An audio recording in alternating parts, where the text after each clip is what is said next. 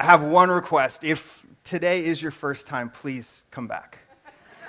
I say that because Pastor Derek is an amazing communicator. One of the many reasons me and my family call this church our home and this family our family. And I wouldn't want you to miss out on that for whatever happens today. And we'll see what happens. I'm excited. I'm going to have a lot of fun. But I just want to make sure that I'm going to see y'all next week, right? If you have your Bibles, we're going to be diving into a passage today in Luke chapter 7. So if you want to get there, if you have a Bible, smartphone, tablet, whatever you got to do to get your face in this book, if you start getting there, I'm going to pray so I can give you guys some time to find that. Does that work? God, thank you for this time. Thank you for this church. Thank you for the ways that you're working. Thank you for the opportunity and the honor just to speak of your word. God, I pray that today we come to you with soft and open hearts. That today will be a life-changing day in however you want it to be. God, we love you. We praise you. We thank you for this.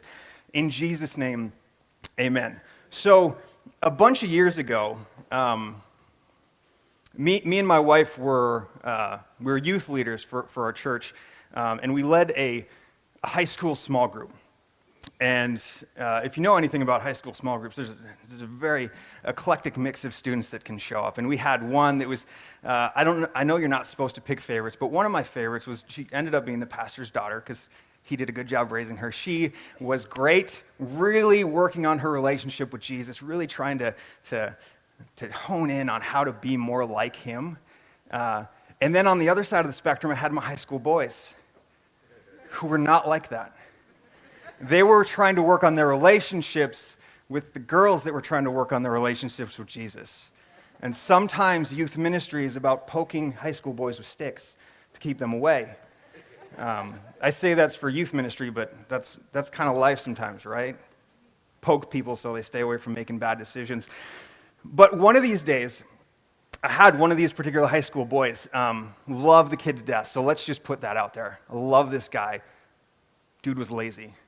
Let's just say he was not really into doing a lot of work. But he comes up to me. He's like, "Hey, I think I'm gonna apply for some jobs. I think I need to do that." I'm like, "That's such a great idea. You should take some responsibility, do some things that's gonna, get some income. Like that's important too. But also, you'll start to grow. You'll start to do more things." Like, "Yeah, I'm really excited.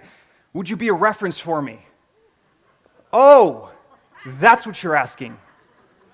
I mean, of course, obviously, I would love to be a reference for you. Nothing would make me happier than to be a reference for you. And then he's like, "Great, this is going to be good."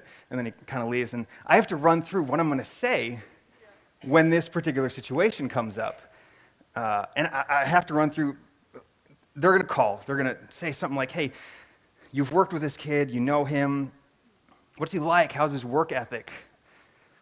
And I'd have to be like, "What does your company do?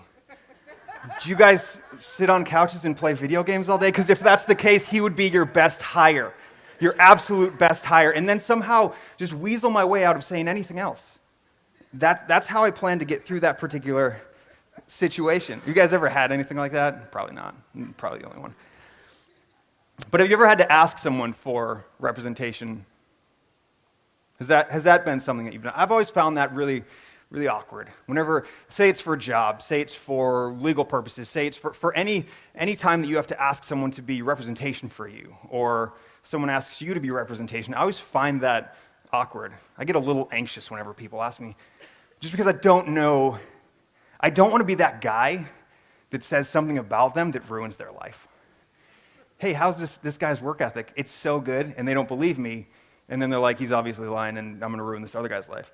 Maybe I just go to the extreme. I don't know. But have you ever been in that situation where you've either had to be someone's representation or someone has asked you for that? We're going to deal with a story in this book that kind of hits on some of that stuff, and I think it's going to be fun. I do want to say something before we start. If you've seen me up here ever before, one thing you should know about me: I do not take myself seriously at all. But I take this very seriously. So we're going to dive into this. We're going to have some fun. I think I'm going to have some fun. So hopefully you guys do too. We're going to be in Luke chapter 7, and it's going to be verses 1 through 10. So I'm just going to read it so we kind of know where we're all going. Is that fair? So Luke 7.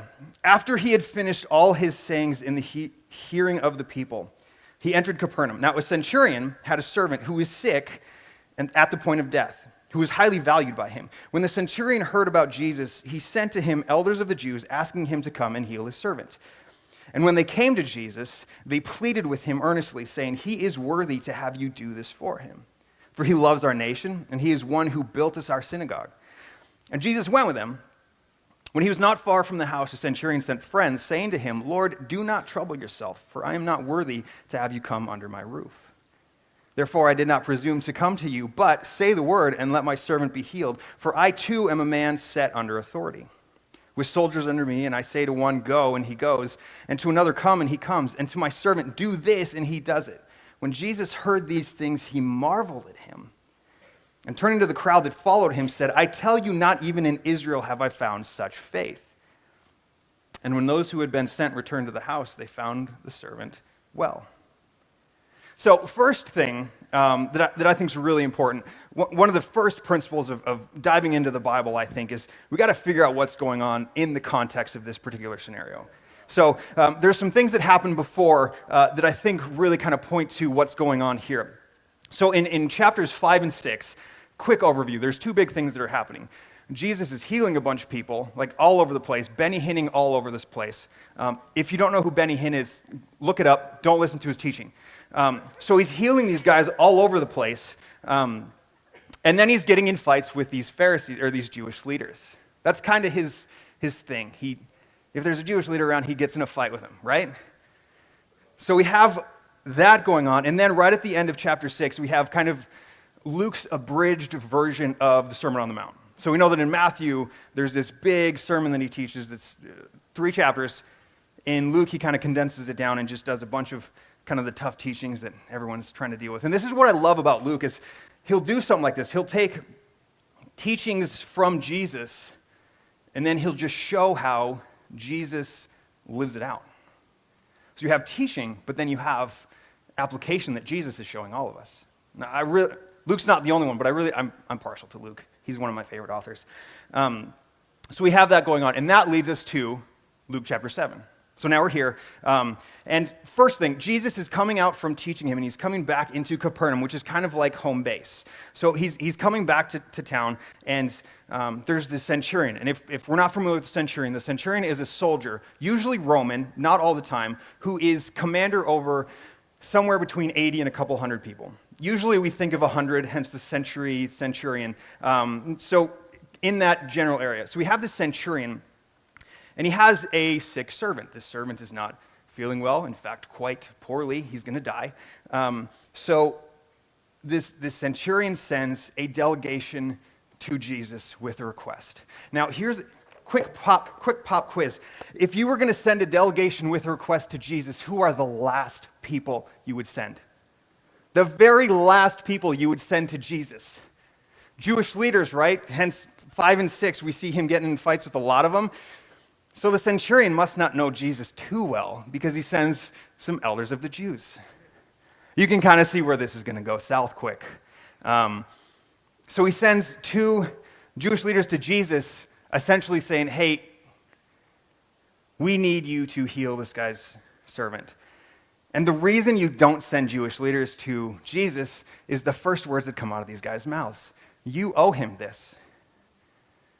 You owe this centurion the healing of his servant. Now, quick life principle. Don't say that God owes you anything. Life is much easier if you can kind of just come to the conclusion that God doesn't owe you anything. That's going to help us all in life if we can get there. So these Jewish leaders, they show up, they're like, "Listen, he's a good guy. He does a lot of good deeds and a lot of good works. You owe him this." And Jesus, in his grace and mercy, decides not to say anything. He's like, "You know what, we're going to deal with that later. That's fine. Let's go. Let's heal this guy. Let's do this." And then it seems like the centurion was watching what happened. So these two Jewish leaders, they're like, hey, you owe him, fine, we'll go. And the centurion sees Jesus come. He's like, something must have gone wrong in that first conversation. I'm going to send out a second delegation. Now, I think these particular ones seem to get the centurion a little bit more. At least I hope so.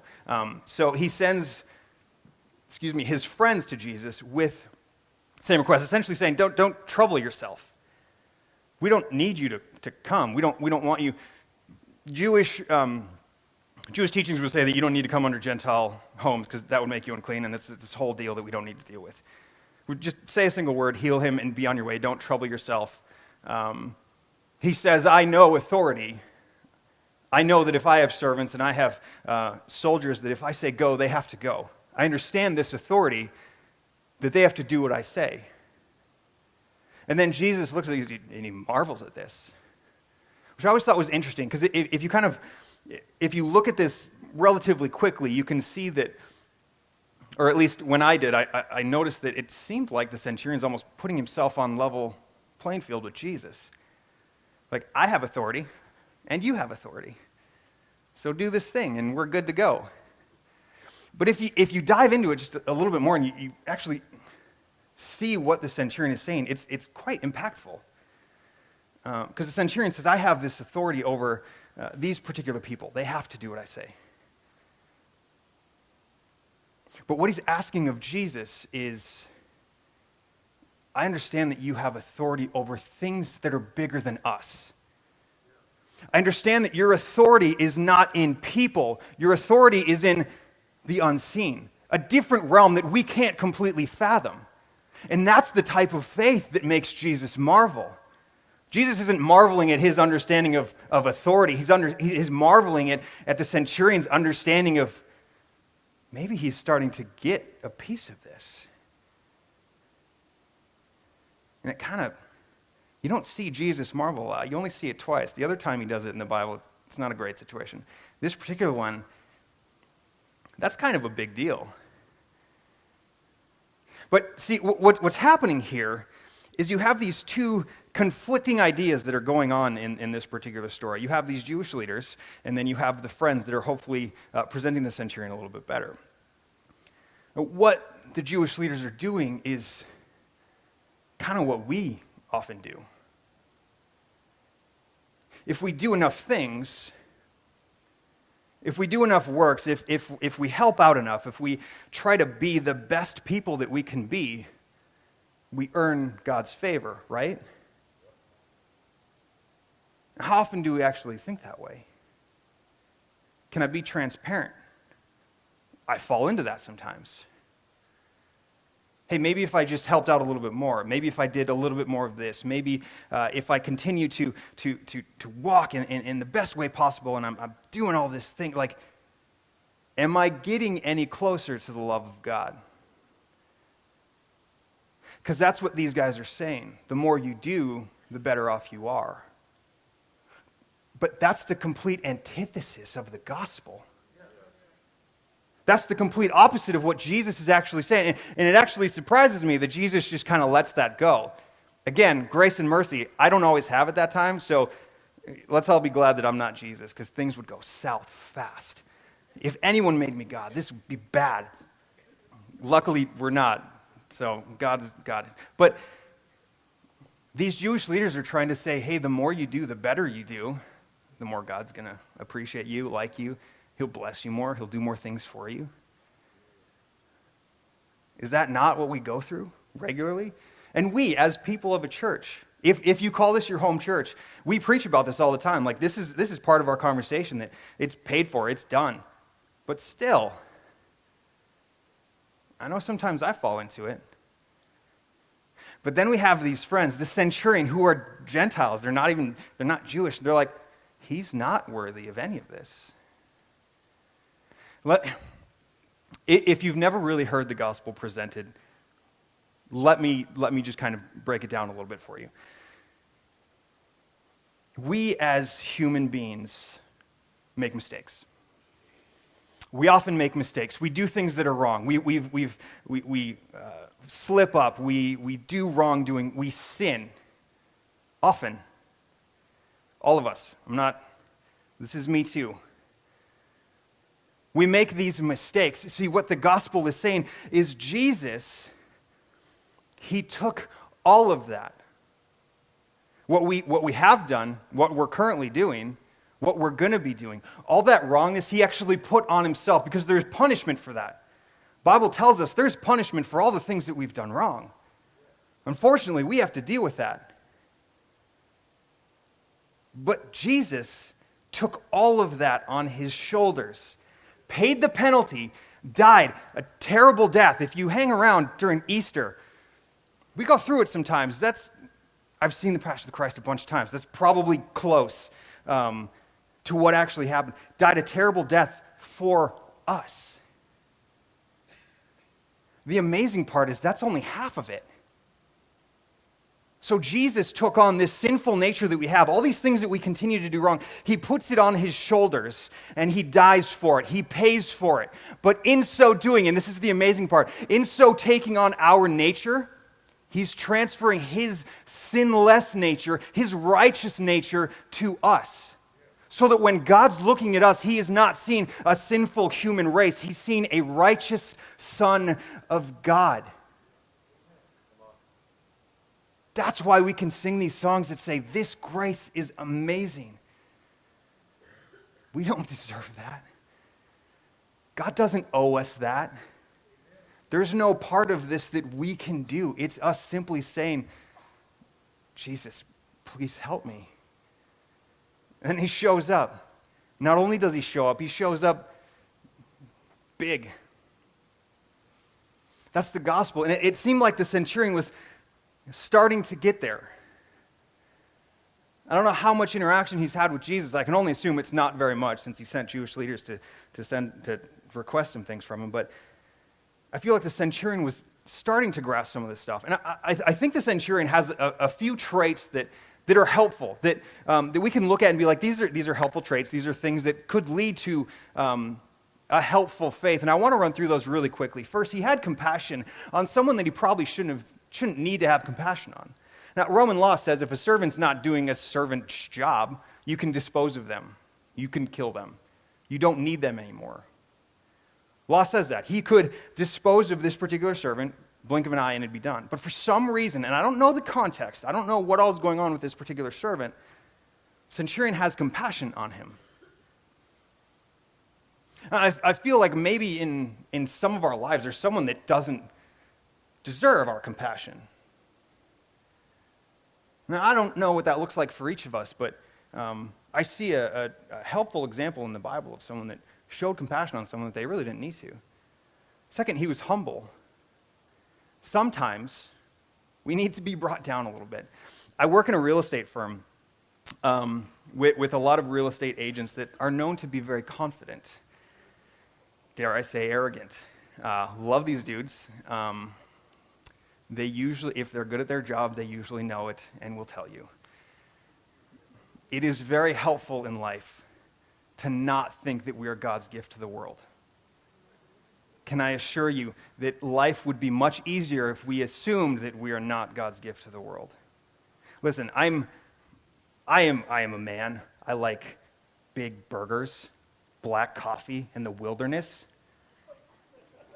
But I know that when my two daughters ask me to have a tea party, you sit down on the floor, you grab that pink cup, and you pop that pinky. That's what you do, because it's helpful to be brought down sometimes. Sometimes you just have to have a tea party with two little girls. It helps out a lot, I assure you.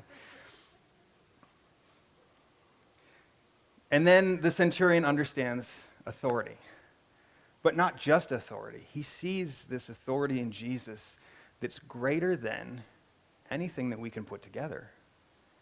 It's so much above where our thinking is. See, our God is this transcendent God that's above everything. Dare I say, he holds the whole world in his hands. That'll be stuck in your head for a while. It was for me. When I put it in there, I'm like, well, I'm going to let you guys suffer too. And all this kind of leads to this great faith that he has. Now, there are other parts of it too, but I think those are helpful. I would be remiss if I told you that this passage was about the centurion, though. I firmly believe that Luke wasn't putting this together to be like, oh, there's this really cool guy, I want to praise him in my book. Not the case. This whole passage is about Jesus. And I don't want us to get sidetracked by focusing on the centurion. Yeah, he's a good guy, helpful, some good stuff in there that we can kind of run with, but this passage is about Jesus. And what do you think Luke's teaching us about Jesus? See, one of the reasons I really like the Gospels is you'll get a teaching from Jesus. You have like the Sermon on the Mount where you just get a bunch of teachings. But every once in a while, you see Jesus just interacting in life. If you have a red letter Bible, you'll notice there's not a lot of red letters in this passage. Mine has red letters. I don't know if you can see it. Don't look here. That's all Jesus teaching. Red letters right here. There's not a lot of it. There's not a lot of Jesus' actual teaching. We're just seeing him interact in life. And isn't that more helpful sometimes? Isn't it more helpful to see people apply certain aspects of teaching to life instead of just taking the teaching and trying to figure it out on our own? That's important too, but sometimes it's really helpful to have an example. And Jesus does this a lot. And luckily we have some gospel writers that kind of put that together. But what is this passage teaching us about Jesus? Now, maybe you've missed everything I've said so far. I've thrown a couple jokes in there. Sometimes you just write me off. That's fine. Please hear this part. This passage is telling us that Jesus is bigger. Jesus is bigger than fill in the blank. Maybe you're in a particular circumstance in your life where things are tough. Not exactly the best life that you've been expecting. Things aren't going super smoothly. You're not really excited about getting up in the morning. Maybe there's certain things that are weighing down that you're just not excited about. Maybe me saying you're not excited about is a complete overstatement and you're just struggling through some stuff. Can I offer some hope? Jesus is bigger. Jesus is bigger, and I know this because there's this other verse that you don't have to turn there because I'll read it to you. But it's in Hebrews chapter 2, and starting in verse 6, and he starts to quote the psalmist. He says, "What is man that you were mindful of him? Or the son of man that you care for him? You made him for a little while lower than the angels. You have crowned him with glory and honor, putting everything in subjection under his feet." Now, in putting everything in subjection to him, he left nothing outside his control. And this is the good part. At present, we do not yet see everything in subjection to him. At present, we do not see everything in subjection to him, but we see him. But we see Jesus. So we don't see all the stuff that's going on around here. We can't focus on how God's working in these particular situations that we're in, but we see him, who for a little while was made lower than the angels, crowned with glory and honor because of the suffering of death, so that by the grace of God he might taste death for everyone. It goes back to that gospel I was telling you about. We can't see everything going on. I can't see everything going on. I often fall into a very, very selfish way of living where the only thing that I focus on is what's in front of me right here. I don't often see all the things that God's doing. And I had a pastor friend that he put it this way. He said, sometimes we miss the miracles in life because it's not the one we're looking for. We're trying to find a particular miracle. We're waiting for this particular miracle. Well, all this stuff is going on. All these amazing, miraculous things are happening, and we miss it because it's not what we wanted. Maybe you're just in a spot, and you just need to know that God's bigger. This particular passage tells us that God's bigger than our ailments, our sickness. God's bigger than this stuff. Now, I have to put a disclaimer in there, though. Is God going to heal us all the time? No. I tell you that because I told you, I believe this book 100%. This is truth right here. And I know that in this book, Jesus, by a single word, healed that centurion's servant. By a single word, he healed him. But I also know that in this book, Paul was stuck with a thorn in his side, probably for his whole life. I also know that in this book, Paul told Timothy for his stomach ailments to drink some wine. Unless you're a Baptist, then it's unfermented Welch's grape juice. That's a joke. That's not actually in there. But I know that Timothy was dealing with a stomach ailment. And I know that in Acts chapter 3, there's a particular lame beggar that was sitting at the gate called Beautiful that was healed by Peter and John. And I'm pretty sure that that gate was one that Jesus crossed or went by often. But for some reason, Jesus didn't heal him. He had to wait for Peter and John. A couple weeks ago, Pastor Derek they've all been really good. I don't know, I've really liked this series. Pastor Derek had a great message about prayer. He said God doesn't always answer yes. Sometimes he answers wait. Sometimes he answers no. And that's hard to come to grips with sometimes. I don't always like that because I like yeses. I like it when God says, yeah, absolutely, go. Do what you're going to do. Go get him. He doesn't talk like that, but I can say from personal experience, I thank God that he has said no to me. I mean, hindsight's 20/20, right? I know that there are particular questions that I've asked God that he said no to that I am so thankful he did, because I cannot say that if he said yes to all of my prayers, I probably would not be here. I probably would not have the amazing family I do. I probably wouldn't even be back in Arizona. I hear Colorado's really nice. Don't encourage me. I'm supposed to be here. That's fine. But I know that because God's work is bigger, because I don't see everything going on, I see Jesus, I have to trust him with the yeses and the nos. If God says no to me, I have to be okay with it. Because I know that he's working. And I know that God has led me to a place that I would not change. I would not change this. Are there still things I want from him? Absolutely. Do I want to be driving a 2008 Kia Rio with 150,000 miles on it? I do not. I love that car, and it's done good to me. It's been good to me. But there are certain things that I have to trust God with saying no to. And then there's one last thing that I think God's bigger of, and it doesn't explicitly state it in this particular passage, but I think it's important just to kind of note. God's bigger than our doubts. And I don't know what particular doubts we deal with. And again, this is kind of a later addition that I felt was important. Maybe you're just doubting where you're at in life. Am I supposed to be in this spot? Is this where things are supposed to be? Did I make all the right decisions? Am I making the right choices? Am I going to make the right choices? Is God even involved in this? Is God even real? Well, maybe you're here and you're asking that right now. Can I offer some hope? God's bigger than that. God's bigger than that, and it's easy to say. I can say all the things in the world, but it's tougher to really grasp with that. Am I supposed to be where I'm at?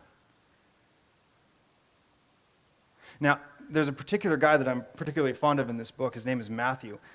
He's a tax collector. I'm an accountant. We're friends. He was probably following the complete wrong path. But his path led him directly to Jesus.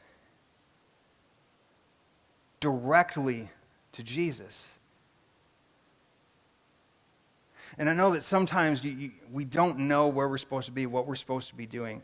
And God kind of brought this illustration to me. My daughter, a couple months back, she was having this really tough time at school. And she's having these hard days, and you don't like seeing kids have hard days. Like, no one likes that. But we still have to do it. We still have to get through hard times. So what do I do in that? You grab her hand and you walk through it with her. Sometimes in this stuff, we just have to let God grab our hand and walk us through it. Maybe you're at the point where Matthew's at. And he's like, I'm making a bunch of money. Everything's great. Oh, Jesus is there. Follow him? Okay. I don't know what led to that particular interaction with Matthew. I can only imagine there's a lot going on there, but sometimes we just have to trust that God's going to grab our hand and he's going to walk us through it. Maybe you've never reached out to God before. Grab his hand, see what he has to say. It's the worst that would happen. Maybe you're just going through some stuff. Can I give you some encouragement? Our God is bigger. Our God is bigger, and sometimes we neglect that because we just want the God that fits in our realm. Sometimes coming to the realization that God is bigger is a struggle too. Maybe we like how our life is going. Maybe all these things are good and you're making all the right choices that are really building you up. God's bigger. Maybe in grabbing his hand, he brings us down a little bit. I don't know where you're at, and I want to leave that to you in the Spirit. But our God is bigger. Can we plant our flag on that today, that our God is bigger?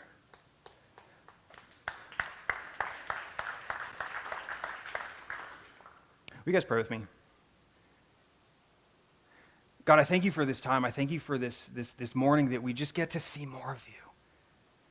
We get to learn a little bit more of you and how you function, how you work, how you do life, God. It's such an honor just to be a part of this. God, and I pray that as we walk through the next days of our lives, that we'd be able to really take that idea that you are bigger than everything going on, and we can put it into our lives. However that looks, God, I pray that you speak to us, that you would guide us in realizing what it means for you to be bigger in our lives, God.